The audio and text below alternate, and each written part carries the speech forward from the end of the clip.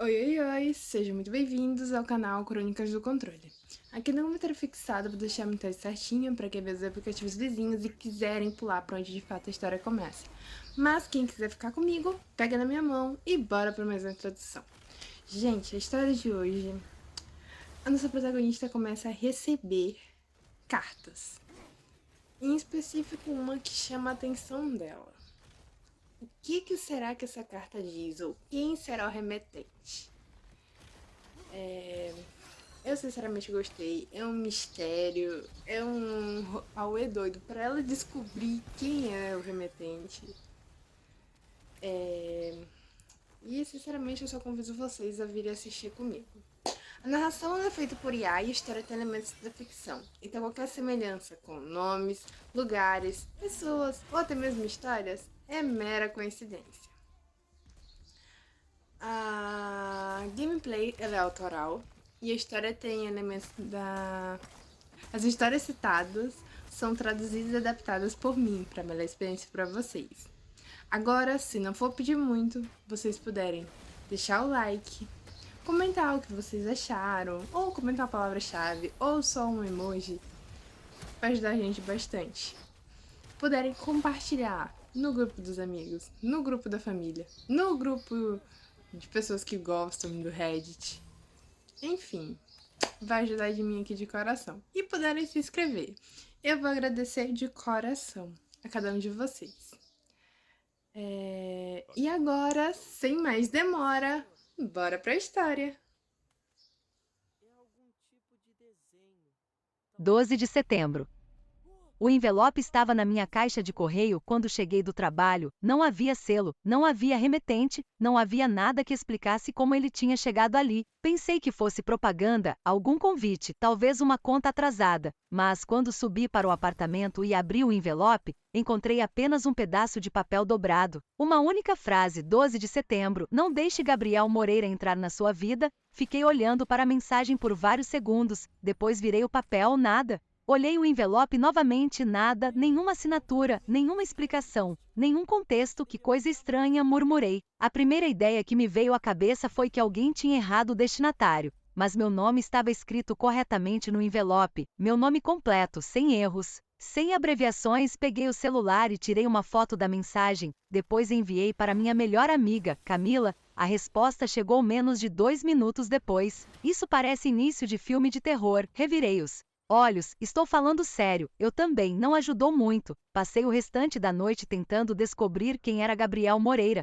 Primeiro procurei nas redes sociais. Encontrei dezenas, talvez centenas, nada que me ajudasse. Depois procurei entre meus contatos, nenhum Gabriel, muito menos Gabriel Moreira. Por fim, simplesmente desisti. Era impossível descobrir quem aquela pessoa era, e sinceramente, talvez nem fosse importante. Alguém provavelmente estava fazendo uma brincadeira sem graça. No dia seguinte, levei a carta para o trabalho, mais por curiosidade do que qualquer outra coisa. Mostrei para alguns colegas durante o almoço. As reações variaram entre risadas e teorias absurdas. Talvez seja uma ex-namorada ciumenta, sugeriu um deles. De alguém que você nem conhece, perguntei. Seria original, respondeu. Aquilo me arrancou uma risada, mas no fundo, a situação continuava me incomodando, porque não fazia sentido nenhum. Quando cheguei em casa naquela noite, encontrei-me olhando novamente para o papel. A letra era simples, digitada, sem qualquer detalhe que ajudasse a identificar o autor, mas havia algo na mensagem que parecia urgente, quase desesperado,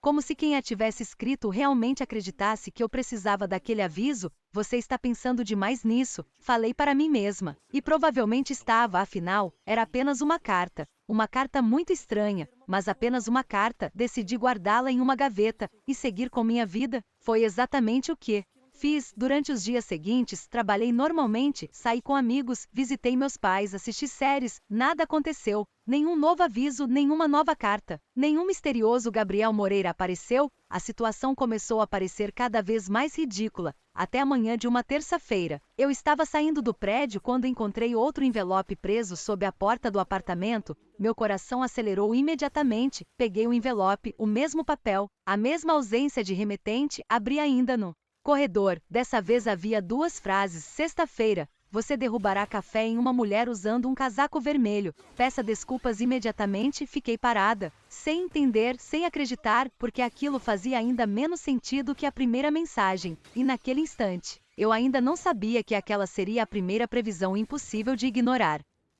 Guardei a segunda carta na bolsa e tentei continuar meu dia normalmente. Não consegui. Durante toda a semana, a mensagem ficou voltando à minha cabeça. Você derrubará café em uma mulher usando um casaco vermelho. Era específico demais, ridiculamente específico, ao mesmo tempo parecia impossível. Quantas pessoas usando casacos vermelhos eu encontrava por dia? Dezenas, talvez nenhuma. Era uma previsão vaga o suficiente para parecer coincidência. Ou pelo menos foi isso que tentei dizer a mim mesma. Na sexta-feira, acordei determinada a não pensar mais naquilo. Tomei banho, me arrumei, saí para o trabalho, vida normal, sem mistérios, sem previsões, sem cartas assustadoras. Tudo correu perfeitamente durante a manhã, e por volta das 11 horas, comecei a me sentir um pouco ridícula. Talvez aquela fosse a intenção de quem enviava as mensagens, me deixar paranoica. Se fosse isso, estava funcionando. Pouco antes do almoço, decidi passar em uma cafeteria próxima ao escritório. Entrei na fila. Pedi meu café, peguei o copo e me virei para sair. Foi então que alguém esbarrou em mim, ou talvez eu tenha esbarrado na pessoa.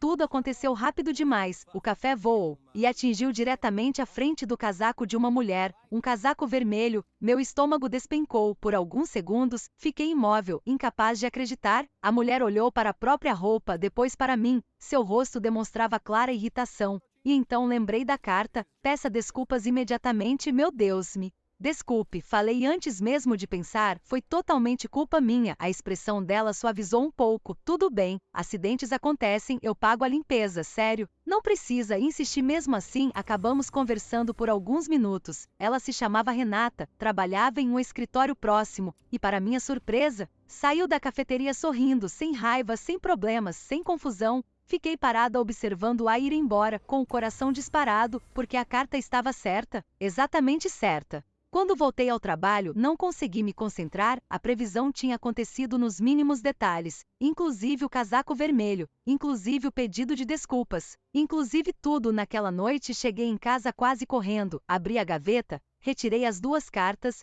e espalhei ambas sobre a mesa. Como murmurei, era impossível. Alguém não podia prever algo tão específico, não daquela forma, não com aquela precisão. Peguei o celular, liguei para Camila imediatamente. Você lembra da carta? Perguntei assim que ela atendeu. A do futuro namorado assassino. Não sabemos se ele é assassino. Você ligou às 10 da noite para defender um desconhecido. Ignorei. A segunda previsão aconteceu. Houve silêncio. O que contei tudo: a cafeteria, o café, o casaco vermelho, cada detalhe. Quando terminei, Camila demorou alguns segundos para responder. Isso não é normal. Eu sei, talvez alguém esteja te observando. Como alguém poderia prever isso? Outro silêncio. Tá. Piorou. Concordei muito. Depois de desligar, sentei no sofá encarando as cartas, tentando encontrar alguma lógica, qualquer lógica, mas não encontrei. Por quê? Pela primeira vez desde que o primeiro envelope apareceu, comecei a considerar algo assustador. Talvez quem estivesse enviando aquelas mensagens realmente soubesse coisas que ainda não tinham acontecido. E essa possibilidade me assustava muito mais do que qualquer brincadeira de mau gosto. Foi então que ouvi algo deslizando por baixo da porta do apartamento. Meu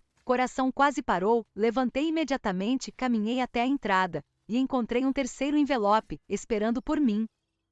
Fiquei alguns segundos olhando para o envelope no chão, sem tocar nele, sem me aproximar, como se pudesse explodir. Meu coração estava acelerado demais, porque dessa vez, eu sabia que a carta não era uma brincadeira. A previsão anterior tinha acontecido exatamente como descrita. Isso mudava tudo. Respirei fundo. Então peguei o envelope. Era igual aos outros, mesmo papel, mesma ausência de remetente, mesma letra impressa. Abri devagar. Dentro havia apenas uma folha. Dessa vez, a mensagem era: maior, pare de procurar Gabriel Moreira nas redes sociais, você não vai encontrá-lo assim, você o conhecerá no dia 12 de setembro. Não aceite ajuda quando derrubar sua pasta na estação. Meu estômago afundou. Li novamente, depois uma terceira vez. A data estava ali de novo, 12 de setembro. O mesmo dia mencionado na primeira carta, mas agora havia mais informações, uma estação, uma pasta, alguém oferecendo ajuda, e aparentemente, essa pessoa seria Gabriel. Sentei lentamente no sofá tentando organizar os pensamentos. O problema era que eu realmente tinha procurado Gabriel nas redes sociais. E nunca contei isso para ninguém além de Camila, muito menos por mensagem. Eu apenas fiz a pesquisa sozinha no meu apartamento, então como alguém sabia, aquilo me deixou mais assustada do que a previsão do café, porque não parecia apenas previsão, parecia vigilância, ou algo ainda mais estranho. Na manhã seguinte, encontrei Camila para tomar café, levei todas as cartas. Ela leu cada uma em silêncio, depois me encarou. Isso está ficando assustador. Obrigada por confirmar. Estou falando sério. Assenti porque eu também estava. O que você vai fazer? Perguntou ela. Olhei para as cartas. Descobrir quem está enviando isso parecia uma boa ideia. Na prática foi um desastre. Passei a semana seguinte verificando câmeras do prédio, conversando com o porteiro, perguntando sobre visitantes. Nada. Ninguém tinha visto os envelopes chegando. Ninguém. Era como se simplesmente aparecessem. Que obviamente era impossível, mas cada resposta só aumentava minha frustração, até que finalmente chegou o dia 12 de setembro, a data. O dia que aparecia em praticamente todas as cartas. Acordei nervosa, muito nervosa, como se estivesse indo para uma entrevista importante, ou para uma prova, ou para uma armadilha, talvez tudo ao mesmo tempo. Saí de casa mais cedo do que o habitual. As cartas estavam na minha bolsa. Eu as tinha lido tantas vezes que praticamente decorara cada palavra. Durante todo o trajeto, fiquei observando as pessoas ao meu redor, tentando adivinhar quem era Gabriel Moreira, tentando evitar situações estranhas, tentando evitar qualquer coisa que se parecesse com uma previsão. Funcionou por quase uma hora, até eu chegar à estação de metrô. O movimento estava intenso, mais do que o normal. Enquanto caminhava pela plataforma, alguém esbarrou em mim, meu equilíbrio vacilou, a pasta que eu carregava escapou das minhas mãos, folhas voaram pelo chão, meu coração parou. Porque eu lembrava exatamente da carta. Não aceite ajuda quando derrubar sua pasta na estação. Fiquei imóvel, observando os papéis espalhados. Então alguém se abaixou para ajudar. Uma mão pegou uma das folhas, outra recolheu um documento, e uma voz masculina falou: "Acho que isso é seu." Levantei os olhos e vi um homem desconhecido segurando uma das minhas folhas, alto, cabelos escuros, sorriso gentil. Exatamente o tipo de pessoa que não parecia perigosa. "Obrigada", respondi automaticamente. Então meu olhar caiu sobre o crachá preso ao bolso da camisa, e senti o sangue desaparecer do meu rosto, porque nele estava escrito um nome: Gabriel Moreira. Por alguns segundos, fiquei simplesmente encarando o crachá, sem reação, sem palavras, sem conseguir pensar direito, porque depois de semanas de cartas misteriosas, previsões impossíveis e avisos cada vez mais específicos, Gabriel Moreira finalmente estava diante de mim, e parecia completamente normal. O homem continuou recolhendo alguns papéis espalhados pelo chão. Enquanto eu permanecia imóvel: "Está tudo bem?" perguntou. Piscar foi um esforço. Sim, mentira. Nada estava bem. Gabriel me entregou as últimas folhas. "Acho que não faltou nenhuma, obrigada." Minha voz saiu estranha, mais aguda do que o normal. Ele pareceu notar. "Tem certeza de que está bem?" Assenti rapidamente, rápido demais. Gabriel franziu a testa, claramente desconfiado. E eu não podia culpá-lo. Se uma desconhecida me encarasse daquele jeito, eu também acharia estranho. "Acho que só tive uma manhã complicada", expliquei. Ele relaxou um pouco. "Entendo." Durante alguns segundos, ficamos em silêncio, e eu deveria ter ido embora. As cartas deixavam isso muito claro. Não aceite ajuda, não deixe Gabriel Moreira entrar na sua vida. Mas ali estava o problema. Gabriel não parecia uma ameaça, não parecia manipulador, não parecia perigoso, parecia apenas um homem educado que tinha ajudado uma desconhecida. "Bom", disse ele, "acho que sobrevivi ao caos da estação." Acabei sorrindo, contra minha vontade. Eu também, ainda bem. O sorriso dele era fácil, natural. E isso me incomodou mais do que deveria, porque tornava tudo muito mais difícil. Se Gabriel fosse arrogante, seria simples. Se fosse desagradável, seria simples. Se fosse claramente perigoso, seria simples. Mas não era. Antes que eu pudesse pensar em algo para dizer, um anúncio ecoou pela estação. "O trem dele estava chegando, preciso ir", disse Gabriel. Assenti. Aquilo era bom, perfeito. Na verdade, ele iria embora, eu iria embora, fim da história. Então Gabriel hesitou, como se estivesse pensando em alguma coisa. "Posso fazer uma pergunta?" Meu coração acelerou. "Depende." Ele sorriu. "Você sempre olha para as pessoas como se estivesse tentando resolver um mistério." Quase engasguei. "O quê?" Porque foi exatamente o que aconteceu quando leu meu crachá. Droga, eu não tinha sido discreta. Gabriel parecia divertir-se com meu constrangimento. "Desculpe", falei. "Foi falta de educação." "Foi curioso", corrigiu ele. Mais uma vez aquele sorriso, mais uma vez aquele problema. Porque era muito difícil associar aquele homem às advertências das cartas. O trem chegou à plataforma. Gabriel deu um passo para trás. Tenha um bom dia, disse, você também. As portas se abriram, ele entrou e desapareceu entre os passageiros. Fiquei observando o trem partir, sentindo uma mistura estranha de alívio e preocupação, porque eu tinha conseguido. Gabriel não tinha entrado na minha vida. Tínhamos conversado por menos de 3 minutos, nada mais. A previsão estava derrotada, ou pelo menos era o que eu pensava. Naquela noite, ao chegar em casa, encontrei outro envelope esperando sob a porta. Meu coração afundou e imediatamente abri a carta, e senti um arrepio percorrer minha espinha, porque a mensagem era curta, direta, e parecia escrita por alguém extremamente frustrado. Você deveria ter ido embora depois da estação, agora ficou mais difícil.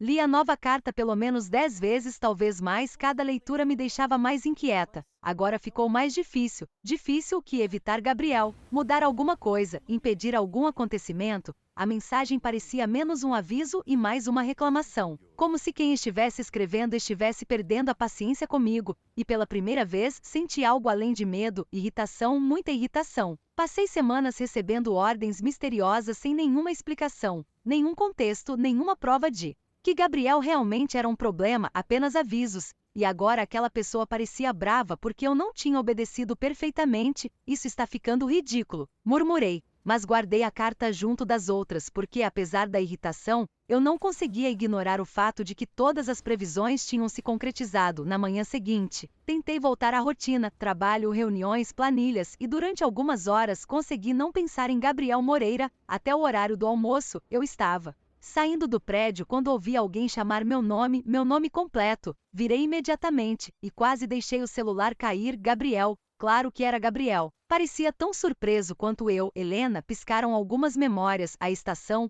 o crachá, o sorriso. Como você sabe meu nome? Perguntei. Ele apontou para meu crachá da empresa. Mistério resolvido. Olhei para o crachá, depois para ele, e me senti um pouco idiota. Gabriel pareceu se divertir. Achei que você trabalhava aqui, e eu achei que você pegava metrô em outro horário. Normalmente sim, respondeu, mas tive uma reunião na região. Aquilo fazia sentido, infelizmente, porque eu precisava muito que não fizesse. Conversamos por alguns minutos, nada extraordinário, nada romântico, nada suspeito. Ele era agradável, engraçado, e parecia genuinamente interessado nas respostas das perguntas que fazia, o que só tornava tudo pior. Quando finalmente nos despedimos, senti uma sensação desagradável no estômago, porque as cartas diziam que eu deveria evitá-lo, mas toda a experiência real apontava para a direção oposta. Naquela noite contei tudo para Camila. Então ele é bonito. Foi a primeira pergunta dela. Isso não é importante. Então é bonito. Ignorei. Estou falando sério. As cartas insistem que eu me afaste dele. Mas não existe nada de errado com ele. Camila ficou pensativa. Talvez o problema não seja quem ele é agora. Aquilo me fez parar. O que quer dizer? Pessoas mudam. Relacionamentos também. Talvez quem escreveu as cartas esteja tentando evitar alguma coisa que ainda não aconteceu. A ideia ficou comigo depois que desligamos, porque era a primeira teoria que realmente fazia sentido. Talvez Gabriel não fosse perigoso, talvez o problema estivesse no futuro, mas isso levantava uma pergunta ainda pior: como alguém poderia saber disso? 2 dias depois recebi outra carta. Já nem me assustava mais encontrar os envelopes. Aquilo era preocupante por si só. Abri imediatamente. Dessa vez havia apenas uma frase, uma única frase, mas ela me fez prender a respiração. Você já começou a gostar dele? Fiquei olhando para aquelas palavras. Depois balancei a cabeça. Não, respondi ao papel. Porque aquilo era absurdo. Eu tinha conversado com Gabriel 2 vezes. 2. Era impossível, completamente impossível. Mas naquela mesma noite, percebi algo que me deixou desconfortável. Quando meu celular recebeu uma nova mensagem, eu fiquei decepcionada ao descobrir que não era dele. Tentei convencer a mim mesma de que a carta estava errada, muito errada. Eu não gostava de Gabriel, não podia gostar, mal conhecia. Além disso, existia todo o problema das cartas misteriosas insistindo para que eu mantivesse distância. Uma pessoa racional ouviria os avisos. Uma pessoa racional não ficaria esperando mensagens de alguém que conheceu na estação de metrô. Infelizmente, eu estava começando a perceber que nem sempre era tão racional quanto gostava de acreditar. Talvez por isso tenha ficado tão surpresa quando recebi uma mensagem dele 2 dias depois. Eu nem lembrava de ter dado meu número, até perceber que tínhamos trocado contatos durante uma conversa sobre trabalho, algo completamente inocente. Ou pelo menos era o que eu continuava repetindo para mim mesma. A mensagem era simples: prometo que não estou perseguindo você, mas acho que encontrei seu guarda-chuva. Olhei para a foto anexada, era mesmo meu, eu o tinha esquecido numa cafeteria próxima ao escritório. Fiquei alguns segundos encarando a tela, então respondi obrigada, eu nem tinha percebido. A resposta veio quase imediatamente. Isso explica porque ele estava sozinho e abandonado. Acabei sorrindo, o problema era esse, eu sorria com frequência, mais do que deveria, durante as semanas seguintes. Começamos a conversar, primeiro sobre coisas práticas, depois sobre livros, filmes, trabalho, família, assuntos aleatórios que apareciam naturalmente e, sem que eu percebesse, Gabriel começou a ocupar um espaço cada vez maior nos meus pensamentos, o que tornava as cartas cada vez mais difíceis de ignorar, porque elas continuavam chegando, sempre discretamente, sempre sem explicação, sempre tentando me afastar. A mais recente dizia apenas, ainda dá tempo, por favor. Aquela palavra me incomodou mais do que todas as outras. Por favor, não parecia uma ameaça, não parecia uma ordem, parecia desespero. Como se quem estivesse escrevendo estivesse implorando. Naquela noite, fiquei encarando a carta por muito tempo, até que meu celular vibrou. Era Gabriel. Posso te fazer uma pergunta? Respondi, depende da pergunta. Você sempre responde assim, sorri talvez. A resposta demorou alguns segundos. Ótimo, então vou arriscar. Meu coração acelerou sem motivo, ou talvez com motivo demais. Quer jantar comigo sábado? Fiquei olhando para a mensagem, sabendo exatamente o que deveria fazer. Recusar era simples, as cartas praticamente gritavam para que eu me afastasse. Mas havia um problema, eu queria dizer sim, e isso me assustava, porque pela primeira vez desde o início daquela história, percebi que o verdadeiro perigo não era Gabriel, era eu. Eu estava começando a ignorar os avisos, começando a questionar as cartas, começando a acreditar que talvez estivesse vivendo uma coincidência gigantesca. Talvez não existisse tragédia alguma, talvez não existisse erro algum. Talvez alguém estivesse apenas tentando controlar minha vida. Olhei para a mensagem por mais alguns segundos, depois digitei uma resposta, apaguei, digitei novamente, apaguei outra vez e finalmente enviei. Sábado funciona. Assim que a mensagem foi entregue, senti uma mistura estranha de felicidade e culpa, como se tivesse acabado de tomar uma decisão importante, e talvez tivesse mesmo, porque, quando cheguei em casa naquela noite, encontrei um novo envelope, abri imediatamente, e senti um frio percorrer meu corpo. A carta continha apenas 3 palavras. Eu tentei avisar. A nova carta ficou sobre minha mesa durante toda a noite. Eu tentei avisar, nada mais, nenhuma previsão, nenhuma data, nenhuma explicação, só aquela frase curta, definitiva, quase como uma despedida ou uma rendição. Aquilo deveria ter me feito cancelar o jantar, deveria ter me feito bloquear Gabriel, deveria ter me feito correr na direção oposta, mas aconteceu exatamente o contrário, porque pela primeira vez desde que as cartas começaram a aparecer, senti raiva de quem as enviava, não medo.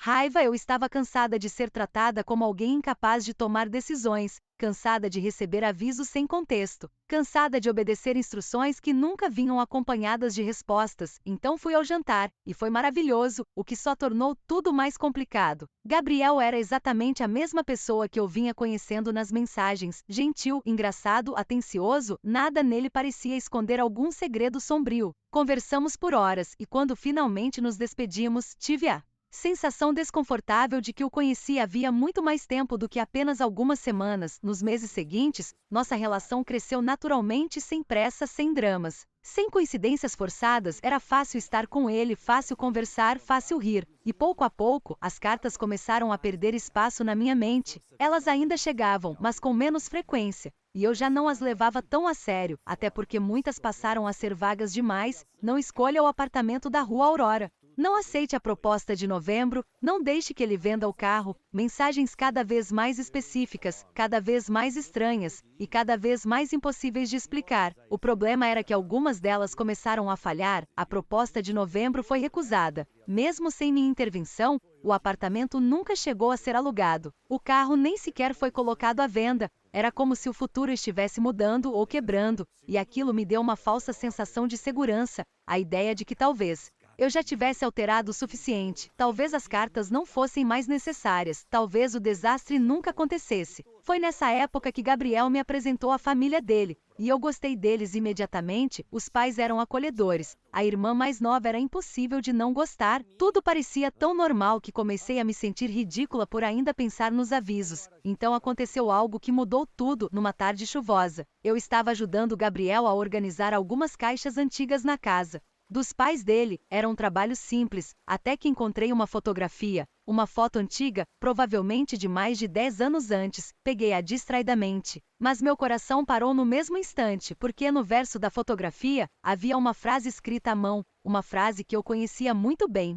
mesmo. Ainda dá tempo, a mesma frase de uma das cartas, exatamente a mesma caligrafia, exatamente a mesma forma de escrever, senti um frio percorrer meu corpo, Gabriel, minha voz saiu mais baixa do que pretendia.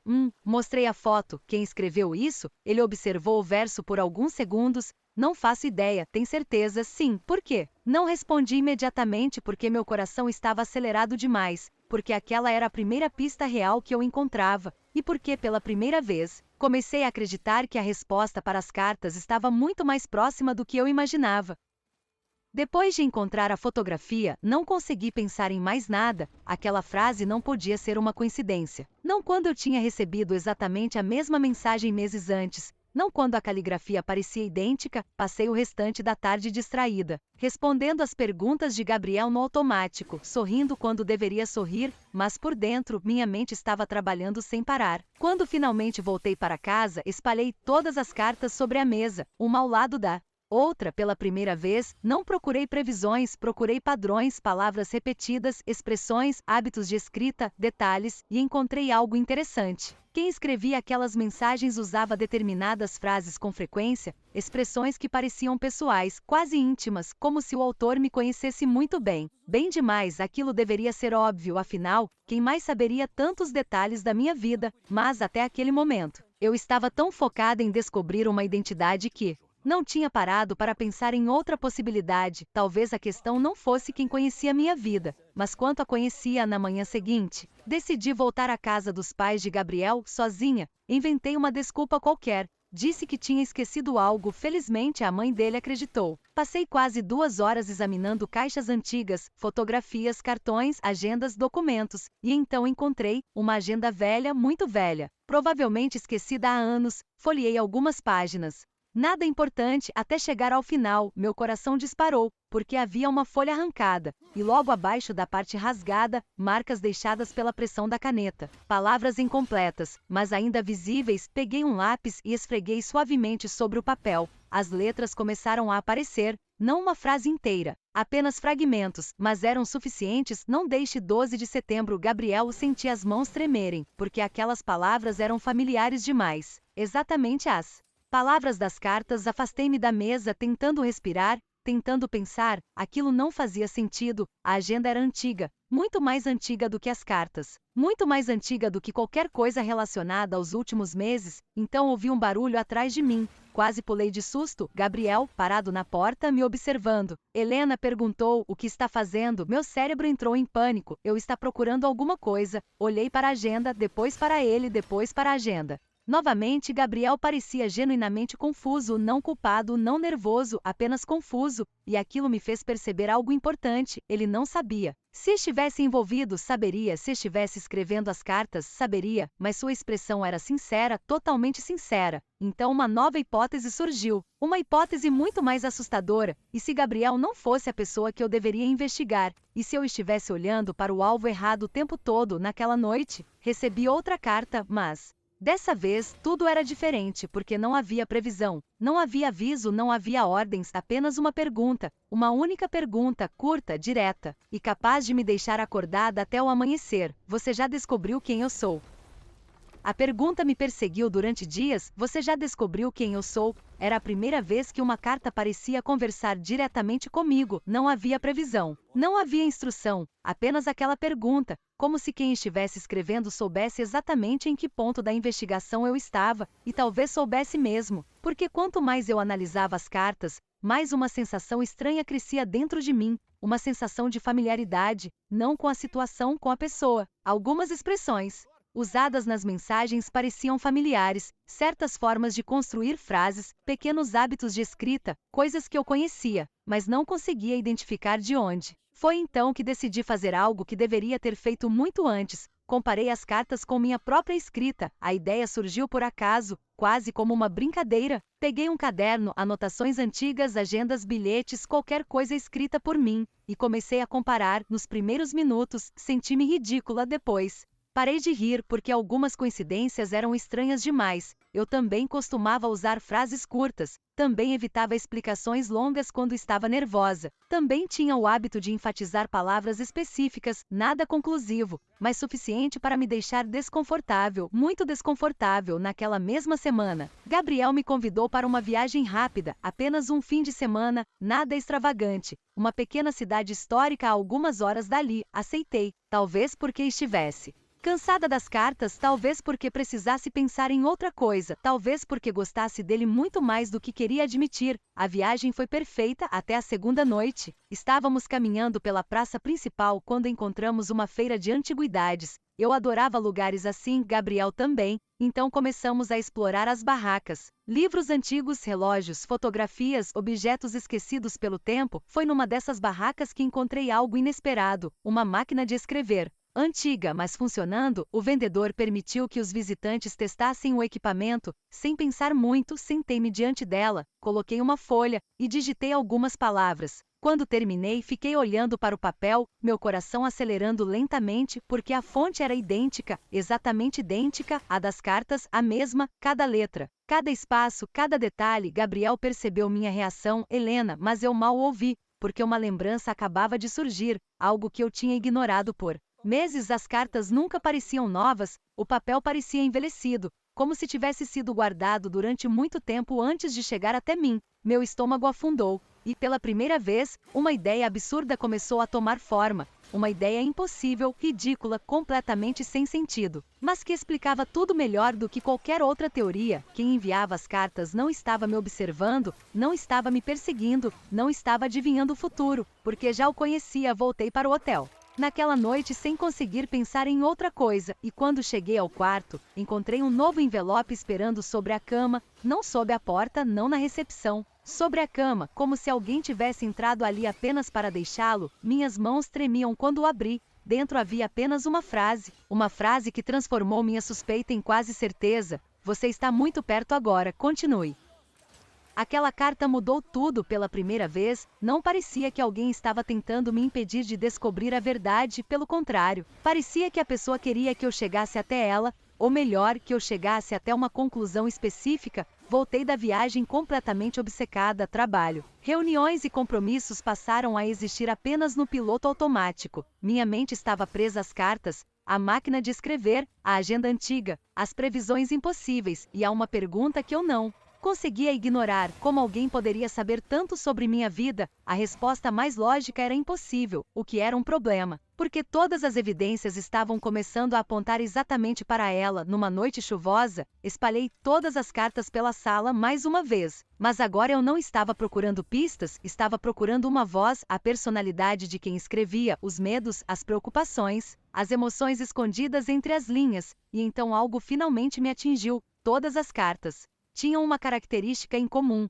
Nenhuma delas falava mal de Gabriel, nenhuma, nunca, nenhuma única vez. Elas mandavam eu me afastar, mandavam eu evitar encontros, mandavam eu mudar decisões, mas nunca diziam que Gabriel era mau, mentiroso, perigoso, nada disso. Era como se o problema não fosse ele, mas o que aconteceria depois? Aquilo me deixou arrepiada, porque significava que talvez eu tivesse interpretado tudo errado desde o começo. Talvez Gabriel não fosse o erro, talvez o erro fosse uma escolha, uma decisão, um caminho. Foi nesse período que Gabriel finalmente percebeu que algo estava errado, muito errado. Numa noite, ele apareceu no meu apartamento. Eu estava sentada no chão da sala, rodeada por cartas, fotografias, anotações, parecendo uma investigadora conspiratória. Certo, disse ele ao entrar, acho que chegou a hora de você me explicar o que está acontecendo. Fechei os olhos, porque aquela conversa era inevitável, e porque eu estava cansada de esconder. Contei tudo, desde a primeira carta até a mais recente, todas, sem omitir nada. Gabriel ouviu em silêncio, sem interromper, sem rir, sem me chamar de louca. Quando terminei, ele demorou alguns segundos para responder.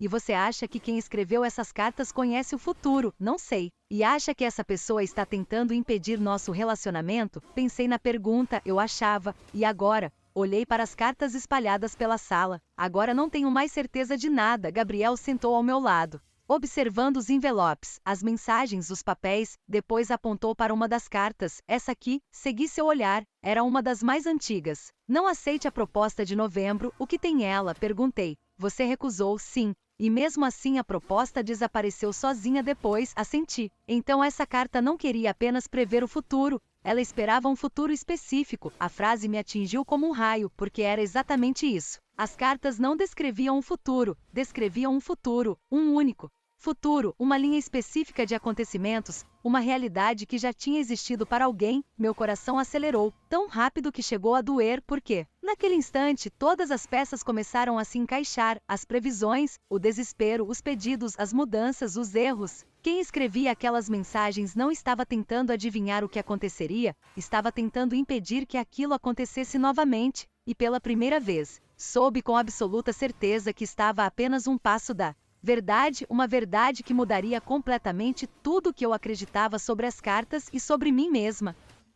Não dormi naquela noite nem na seguinte, a sensação de estar tão perto da verdade tornava impossível descansar. As peças finalmente começavam a se encaixar, mas eu ainda não conseguia enxergar a imagem completa, até que uma última carta chegou, sem aviso, sem envelope, deslizando por baixo da porta. Ela simplesmente estava sobre minha mesa quando acordei. Como se sempre tivesse estado ali pela primeira vez, minhas mãos tremiam antes mesmo de abri-la. Dentro havia apenas uma chave pequena, prateada, e um endereço, nada mais, nenhuma frase, nenhum aviso, nenhuma previsão. Gabriel insistiu em ir comigo e, pela primeira vez desde o início daquela história, eu não discuti. O endereço nos levou a um prédio antigo na periferia da cidade. Um daqueles lugares esquecidos pelo tempo. No térreo havia uma empresa de armazenamento, armários alugados, depósitos, boxes particulares. A chave abria um deles. Lembro perfeitamente do som da fechadura girando, do meu coração acelerando, da sensação de que minha vida estava prestes a mudar, e mudou. Dentro do depósito havia apenas uma caixa,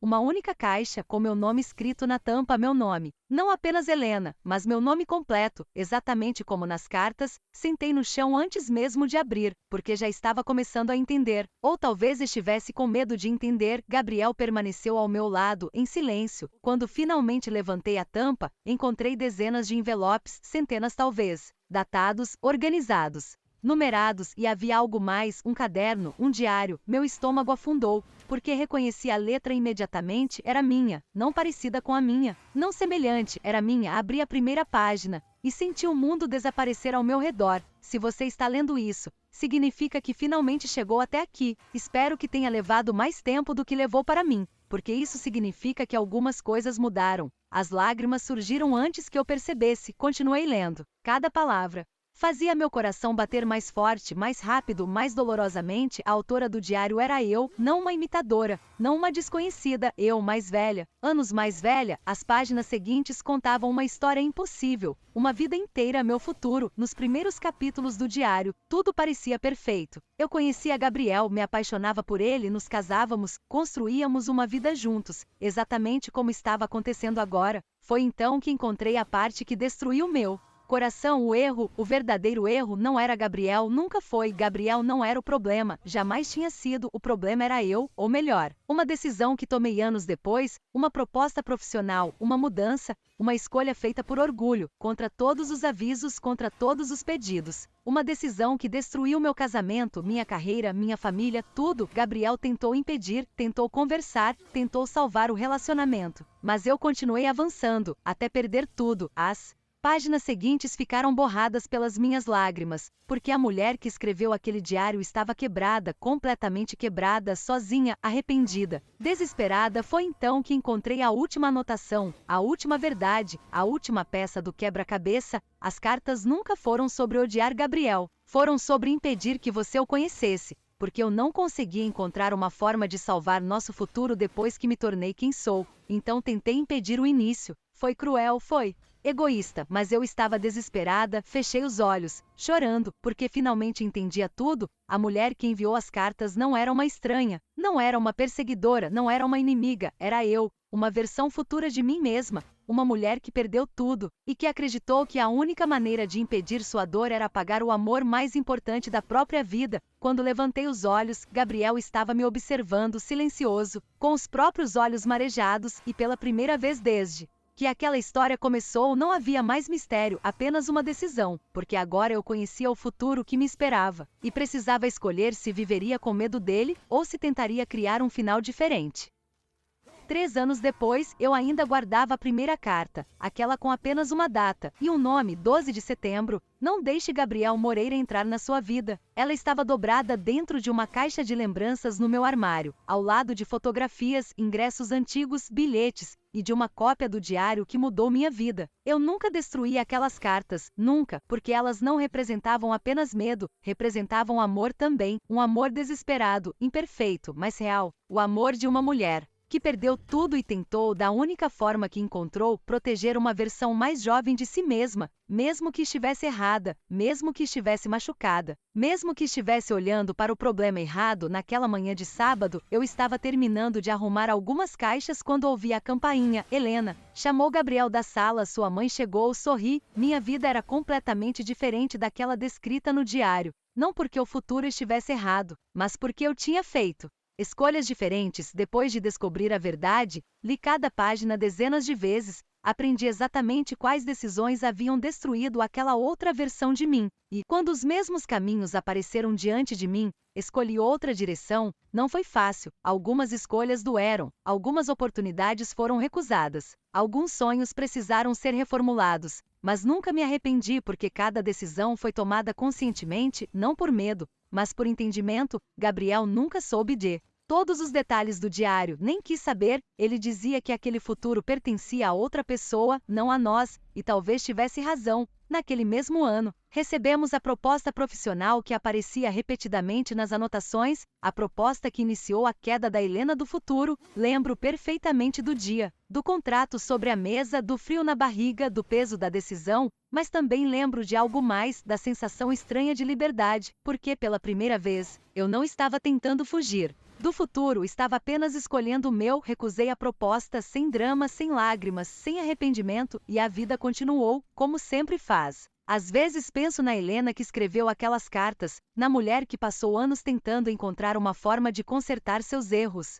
na mulher que acreditou que precisava apagar um amor inteiro para salvar a própria vida. Espero que de alguma forma impossível, ela tenha encontrado paz porque merecia. Ela sofreu o suficiente naquela noite. Depois que todos foram embora, encontrei Gabriel sentado na varanda, observando as luzes da cidade. Sentei ao seu lado, como tantas vezes antes, como tantas vezes depois. No que está pensando? Perguntou. Olhei para o céu, para as estrelas, para a vida que quase não aconteceu, e sorri. Em segundas chances, Gabriel segurou minha mão. E valeu a pena. A resposta veio sem esforço, sem dúvidas, sem hesitação. Cada uma delas, ele sorriu. E eu soube que aquela era a última peça da história, não as cartas. Não o mistério, não o futuro, mas a escolha, porque o futuro nunca foi uma prisão, nunca foi uma sentença, era apenas uma possibilidade. E às vezes, tudo o que uma pessoa precisa para mudar a própria vida é a oportunidade de escolher novamente. A mulher do diário tentou impedir um amor, eu escolhi protegê-lo. Ela viveu com arrependimentos, eu aprendi com eles, e naquele instante, observando as luzes da cidade ao lado do homem que quase nunca conheci, tive a certeza de que algumas histórias não existem para nos mostrar o que vai acontecer, elas existem para nos lembrar que ainda há tempo de mudar.